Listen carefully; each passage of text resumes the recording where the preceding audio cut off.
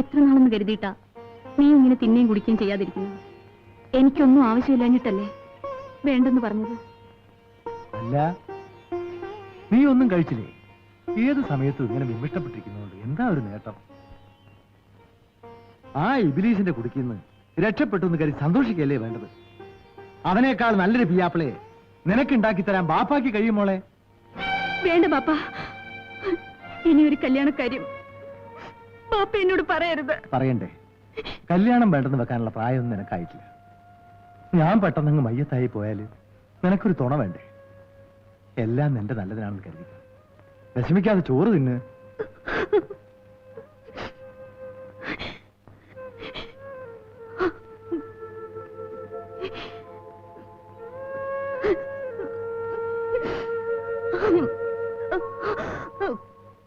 നിങ്ങളുടെ മകൾ റംലത്തിനെ നിങ്ങൾ എനിക്ക് നിക്കാഹ് കഴിച്ച് ഭാര്യയാക്കി തന്നതിനെ നിങ്ങൾ എനിക്ക് നിക്കാഹ് കഴിച്ച് ഭാര്യയാക്കി തന്നെ ഞാൻ സ്വീകരിച്ചു പൊരുത്തപ്പെട്ടു. തട്ടുണ്ടോ? നേരെ പിടിച്ചു. വേർക്കുന്നല്ല തട്ടൊക്കെ ഇടുന്നത് കാര്യം എന്തു മോളെ? സമയായി മോളെ, പുറപ്പെട്. വരൂ.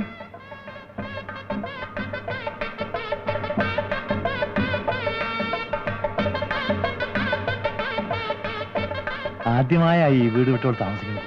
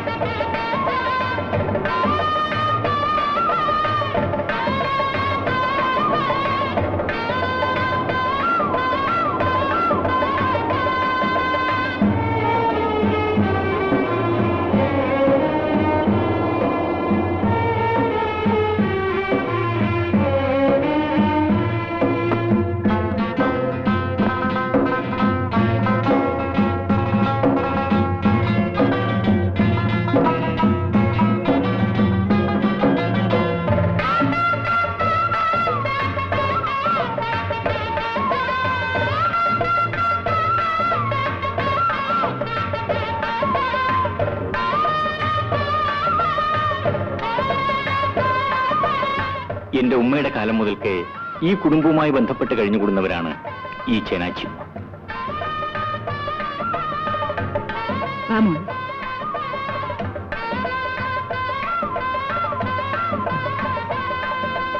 ഇരിക്കുമോ?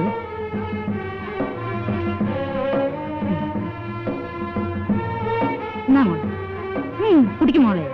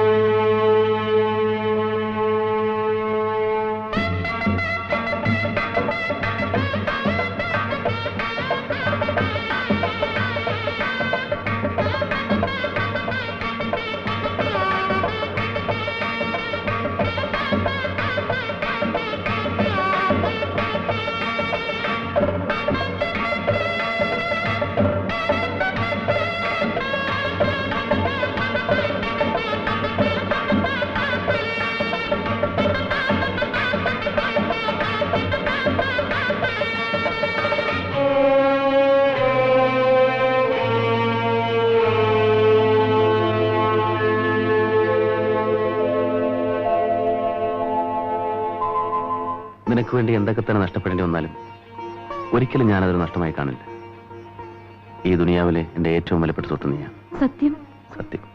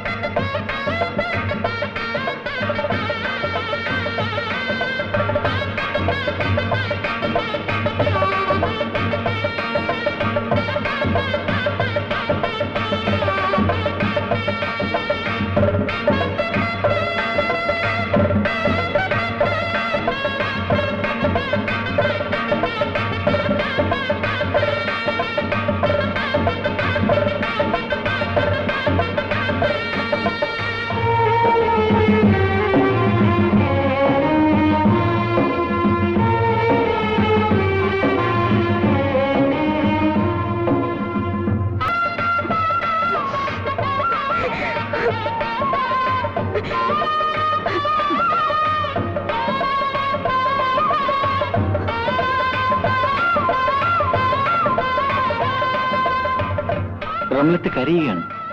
എന്താ കാര്യം? നാം തമ്മിലുള്ള പ്രായത്തിന്റെ അന്തരത്തെക്കുറിച്ച് ഓർത്ത് വിഷമിക്കുകയായിരിക്കും.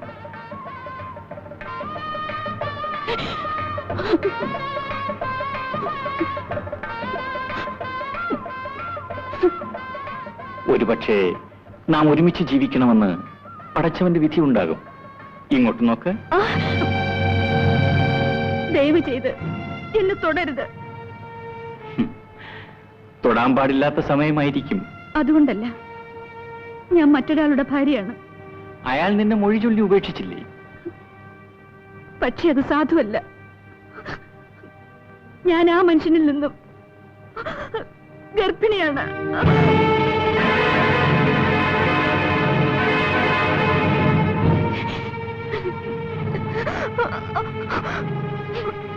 നീ പറയുന്നത് സത്യമാണോ? എന്റെ വയറ്റിൽ കിടക്കുന്ന കുഞ്ഞു സാക്ഷിയായി. എന്നിട്ടെന്തേ ഈ വിവരം നേരത്തെ പറഞ്ഞില്ല? നിങ്ങളെ അറിയിക്കാൻ നമ്മൾ തമ്മിൽ കണ്ടുമുട്ടാനുള്ള സന്ദർഭം ഉണ്ടായില്ലല്ലോ. ഈ സത്യം മനസ്സിലാക്കിക്കൊണ്ടാണോ നിന്റെ ബാപ്പ നിന്നെ എനിക്ക് നിക്കാഹ് ചെയ്തു തന്നത്? അതെ, ഞാനും നിങ്ങളും തമ്മിലുള്ള വിവാഹം നിശ്ചയിച്ചുറപ്പിച്ച് ബാപ്പ വീട്ടിൽ മടങ്ങിയെത്തിയ ദിവസം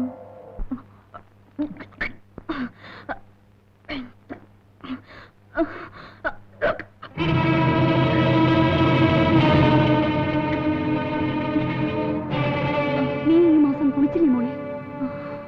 എന്താ ഒന്നും മിണ്ടാത്തെ? കുളിച്ചില്ലേ? ഇല്ല. ചതിച്ചോ? ഇല്ല. അറിയുമാ അറിയുമാ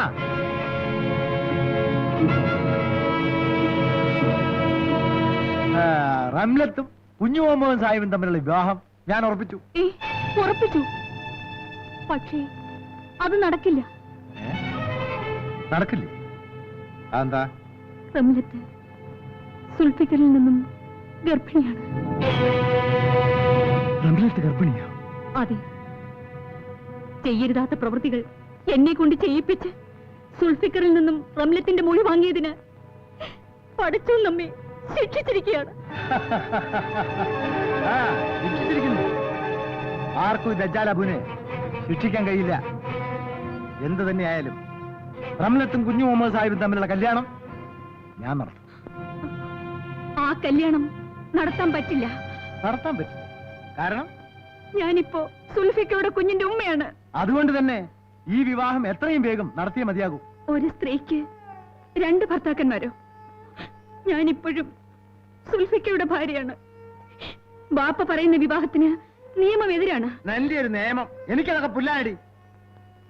നിയമത്തിൽ തൊട്ട് കളിക്കുന്നത് അപകടമാണ്. ഗർഭിണിയായ പെണ്ണിനെ മൊഴി ചൊല്ലാൻ പാടില്ലെന്നാണ് ഇസ്ലാം കൽപ്പിച്ചിട്ടുള്ളത്. അഥവാ ചൊല്ലിയാൽ തന്നെ നിയമപ്രകാരം ആ ബന്ധം അറ്റുപോവില്ല. സുൽഫിക്കയുടെ കൂടെ അല്ലാതെ മറ്റൊരു പുരുഷന്റെ കൂടെ ഞാനിനി ജീവിക്കില്ല. എന്റെ ഒരു സുൽഫിക്ക സ്വന്തം ഇളയമയെ കയറി പിടിച്ച ആ നീചനെ കുറിച്ചാണോ നീ ഇത്ര പൂഴ്ത്തി സംസാരിക്കണം? അത് ബാപ്പി എളിമയും കൂടെ ചേർന്നുണ്ടാക്കിയ കെട്ടുകഥയല്ലേ? എന്റെ മൊഴി വാങ്ങിയെടുക്കാൻ എടുത്ത തന്ത്രം. അപ്പം നീ അത് മനസ്സിലാക്കിയിരിക്കുന്നു. എന്നാലിനി ഞാൻ ദജ്ജാൽ പോയിട്ട് തന്നെ സംസാരിക്കാം. നീ ഗർഭിണിയാണെന്ന് സത്യം നമ്മൾ 3 പേരല്ലാതെ 4ാമതൊരാൾ അറിയാൻ ഇട വന്നാൽ ഒന്നും നിന്റെ മൊയ്യത്തായിരിക്കും.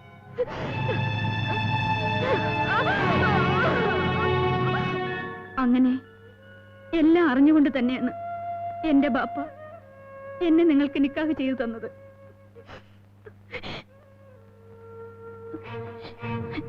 നമ്മുടെ നിക്കാഹിന് മുൻപ് എനിക്ക് വിഷം കഴിച്ചോ ആറ്റിൽ ചാടിയോ മരിക്കാമായിരുന്നു. പക്ഷേ എന്റെ വയറ്റിൽ കിടക്കുന്ന കുഞ്ഞിനെ കുറിച്ച് ഓർത്തപ്പോ ഞാൻ ആകെ തളർന്നു പോയി. നിന്റെ ബാപ്പ ഇത്രയ്ക്ക് ക്രൂരനാണെന്ന് ഞാൻ അറിഞ്ഞിരുന്നില്ല. തന്റെ ഇടവും ആണത്വമുള്ള ഒരുത്തനെന്ന നിലയ്ക്കാണ് ഞാൻ അയാളുമായി സഹവസിച്ചത്.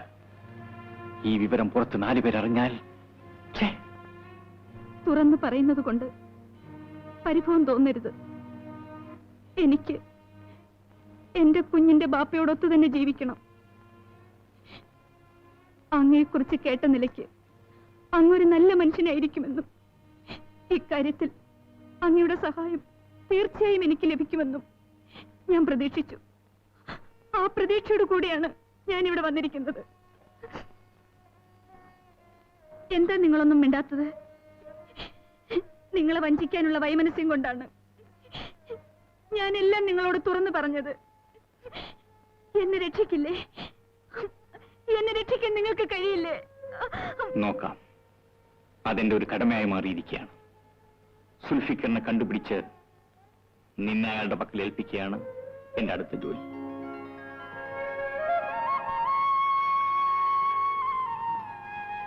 ശരി, നീ ഇവിടെ കിടന്നുറങ്ങിക്കോളൂ. നാളെ കാണാം.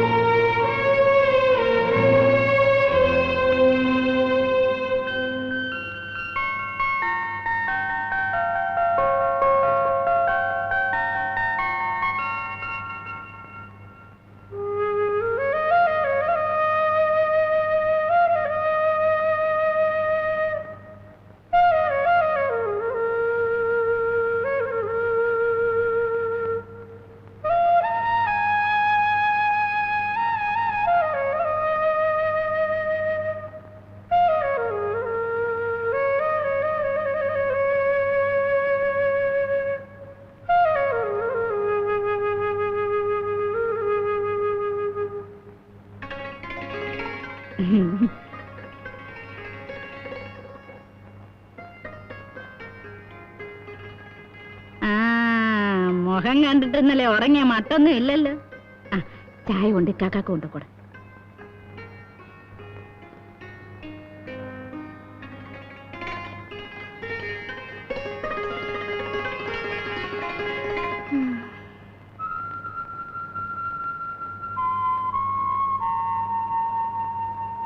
ചായ.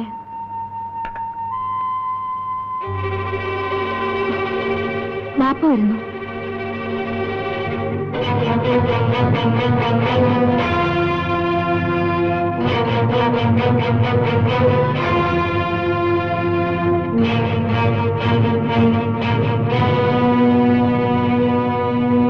അസ്സലാമലൈക്കും. വലൈക്കും അസ്സലാം. ഇരിക്കൂ.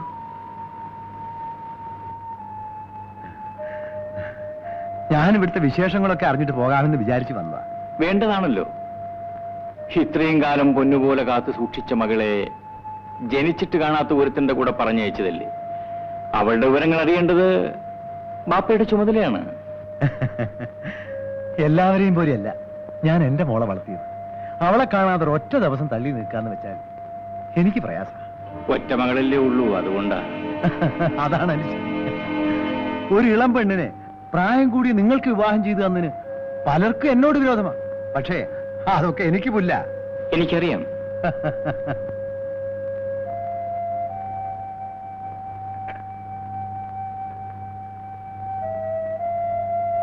ഇവളെ പ്രസവിച്ചിട്ട് ആദ്യമായിട്ടാ വീട് വിട്ട് കിടക്കുന്നത്. സത്യം പറഞ്ഞാൽ ഇന്നലെ ഞാൻ ഉറങ്ങിയിട്ടില്ല. ബാപ്പയ്ക്ക് ഉറങ്ങാൻ കഴിഞ്ഞാലല്ലേ അത്ഭുതമുള്ളൂ. റംലത്ത് പറഞ്ഞാണ് ശരി. വേർപാടിന്റെ നൊമ്പരം ചവച്ചിറക്കുമ്പോൾ ആർക്കും അത്ര പെട്ടെന്ന് ഉറങ്ങാനാവില്ല.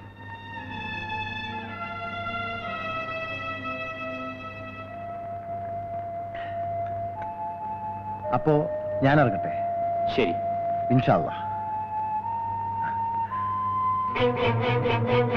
എടാ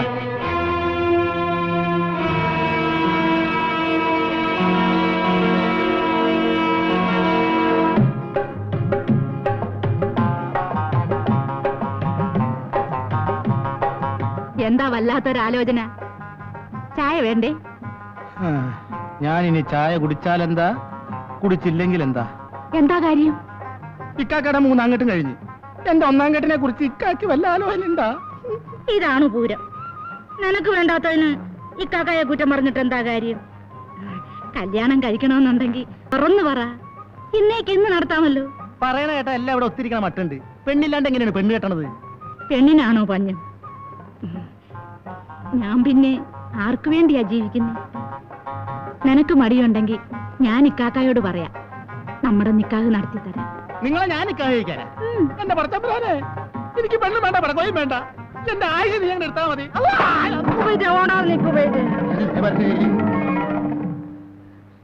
ഓടിക്കോ ഓടിക്കോ, എവിടെ വരെ ഓടുമെന്ന് നമുക്കൊന്ന് കാണാം.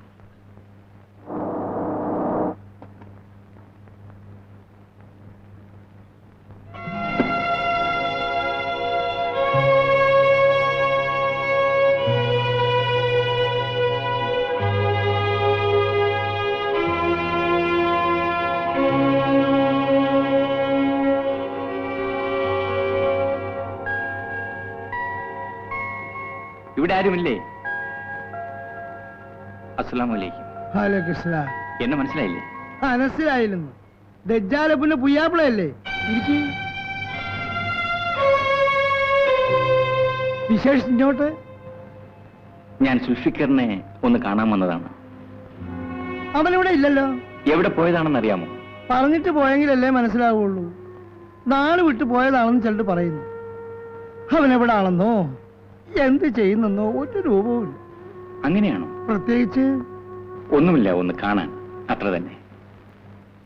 ഞാൻ പോയിട്ട് വരാം. അസ്സലാമു അലൈക്കും. വലൈക്കും സലാം.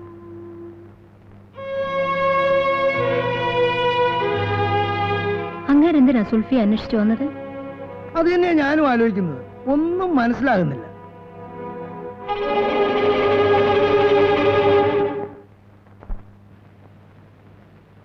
റംലത്തെ, ഞാനിനി സുൽഫിക്കറിനെ അന്വേഷിക്കാത്ത സ്ഥലമില്ല. അയാളുടെ വീട്ടിലും പോയിരുന്നു. ആർക്കും അയാളെ പറ്റി വ്യക്തമായൊരു അറിവും തരാൻ കഴിയുന്നില്ല. നാട് വിട്ടു പോയിരിക്കുമെന്നാണ് പലരുടെയും അഭിപ്രായം. ഞാൻ ഇനി എന്താ വേണ്ടത്? ഞാനെന്ത് പറയാനാണ്?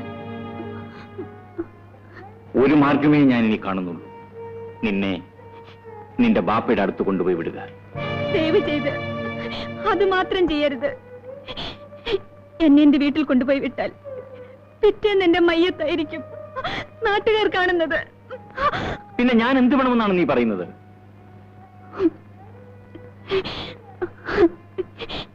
ചേനാച്ചിമ്മയുടെ സ്ഥാനത്ത് ഞാനിവിടെ കഴിഞ്ഞോളാം.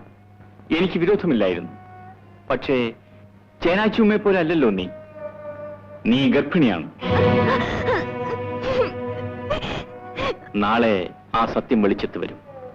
അന്ന് നിന്റെ വയറ്റിൽ കിടക്കുന്ന കുഞ്ഞിന്റെ ബാപ്പ ആരാണെന്ന് ചോദിച്ചാൽ നീ എന്ത് സമാധാനം പറയും?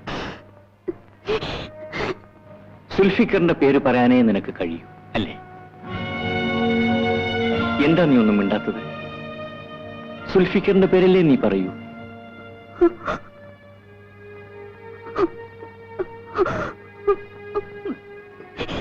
അതെ. എന്നുവെച്ചാൽ മറ്റൊരുത്തനാൽ ഗർഭിണിയായ പെണ്ണിനെ നിക്കാഹ് ചെയ്ത് കൂടെ താമസിപ്പിച്ചിരിക്കുന്ന വൃത്തികെട്ട മനുഷ്യൻ എന്ന ചീത്തപ്പേര് ഞാൻ സമ്പാദിക്കണമെന്ന്. എന്റെ ഭാര്യ പ്രസവിക്കുന്ന കുഞ്ഞ് മറ്റൊരുത്തിന് ബാപ്പ എന്ന് വിളിക്കണമെന്ന്. ഞാനത് അനുവദിക്കണമെന്നാണോ നീ പറയുന്നത്? എന്തോ എനിക്കൊന്നും മനസ്സിലാകുന്നില്ല. എനിക്കെല്ലാം മനസ്സിലാകുന്നുണ്ട്. അതുകൊണ്ട് തന്നെ നിന്നെ ഇവിടെ താമസിപ്പിക്കുന്നതിൽ ബുദ്ധിമുട്ടുമുണ്ട്. ദയവ് ചെയ്ത് നിങ്ങൾ എന്നെ കൈവിടരുത്. നിങ്ങളുടെ കൂടെ പിറന്നൊരു സഹോദരിക്കാണ് ഈ അവസ്ഥ വന്നു ചേരുന്നതെങ്കിൽ നിങ്ങൾ അവളെ രക്ഷിക്കില്ലേ? പടച്ചവനെ ഓർത്ത്, ആദരവായ റസൂലിനെ ഓർത്ത്, എന്റെ വയറ്റിൽ കിടക്കുന്ന കുഞ്ഞിനെ ഓർത്ത് നിങ്ങൾ എന്നെ രക്ഷിക്കൂ.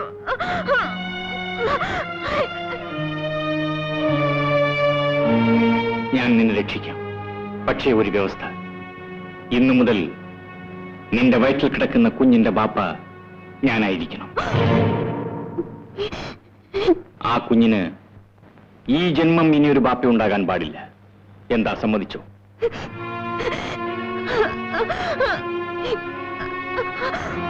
സമ്മതമാണെങ്കിൽ നിനക്കിവിടെ താമസിക്കാം, ഇല്ലെങ്കിൽ ഈ നിമിഷം നിനക്ക് ഇവിടം വിടാം.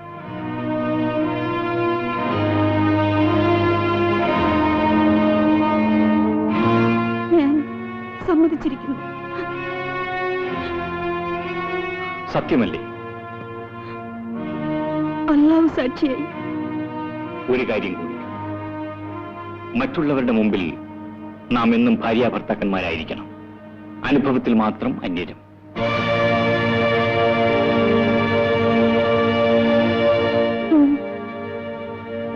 ശരി, നീ കിടന്നോളൂ.